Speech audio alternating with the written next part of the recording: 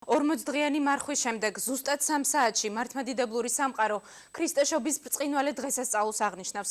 როდის დაიწყება საშობაო წირვა ტაძრებში, ბათუმის საკათედრო ეკლესიიდან მარი ბოლქვაძე ჩაგვერთვება და გვეტყვის მოგვაწვის ინფორმაციას. დიახნინო მართლმადიდებლური სამყარო შობის დღესასწაულს ღამისთევის ლოცვებით შეეგებება 3 საათზე ნაკლები რჩება და საქართველოში მოქმედ ყველა მართლმადიდებლურ ტაძარში წირვა დაიწყება. ბათუმის ღვთისმშობლიშობის სახელობის საკათედრო ტაძარში სადღესასწაულო ლიტურგიას დეკანოზი ანდრია და დეკანოზი შიო აღავლენენ.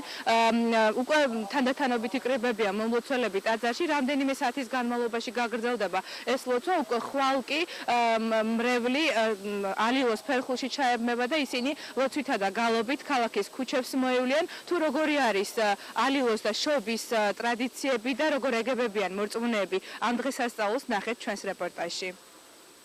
შობა არის ქრისტეს დაბადების ესე ვთქვათ აღნიშვნა. ანუ ჩვენ გარკვეულწილად ამით ვზეიმობთ გამოხსნის დასაწყისს, კაცობრიობის გამოხსნის დასაწყისს. მაშინ რჩეულთა მხოლოდ მცირე ნაწილი ელოდა ცოდვისა და სიკვდილისგან გამომხსნელ მესიას, თუმცა ესაიას წინასწარმეტყველება ახდა და კაცობრიობას იესო მოევლინა მხსნელად.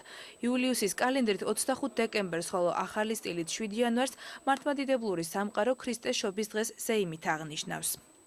შობა ჩემთვის არის ძალიან დიდი დღესასწაული, ღვთიური სასწაული, ღვთიური საჩუქარი. ქრისტეს შობის დღესასწაული იმით არის განსხვავებული, რომ იწყება მართლმადიდებლური ანუ ახალი ეტაპი იწყება ქრისტეს შობის, ქრისტეს დაბადებით იწყება ნამდვილი ახალი წელი დგება, ანუ როგორც რელიგიური თვალსაზრისით. შობის დღესასწაულს მორწმუნეები 40-დღიანი მარხვით ეგებებიან. შობის გათენებას ტაძრებში ღამისთევის ლოცვით ხვდებიან. წირვის დასრულების შემდეგ კი მათთვის მარხვა ხსნილდება.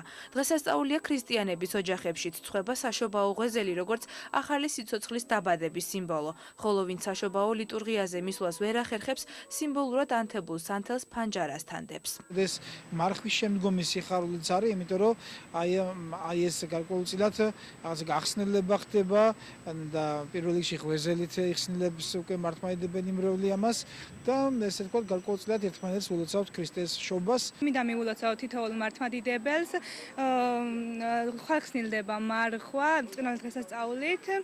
დღეს გვექნება ღამისთევა საკათედრო ტაძარში.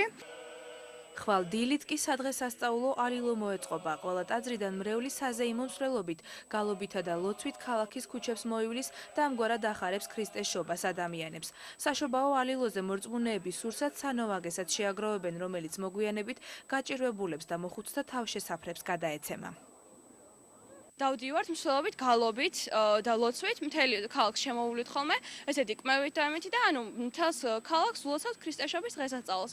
ამიტომ არისთვის ანუ ყველასთვის სასიხარულო დღესასწაული ეს და მთელ საქართველოს უსურვებ, რომ ყოველთვის ევლოთ ქრისტეს გზით. ჩვენ ვეგებებით დიდი სიხარულის შობას, ძალიან გვიხარია. ღებულობთ მონაწილეობას ალილოში, ვაწყობთ ღვეზელებს. საშობაო წირვა საქართველოს ყველა მართლმადიდებლურ ტაძარში დღეს ღამის 12 საათზე დაიწყება. დიახ, ღამის 12 საათზე დაიწყება ყველა ტაძარში წირვა.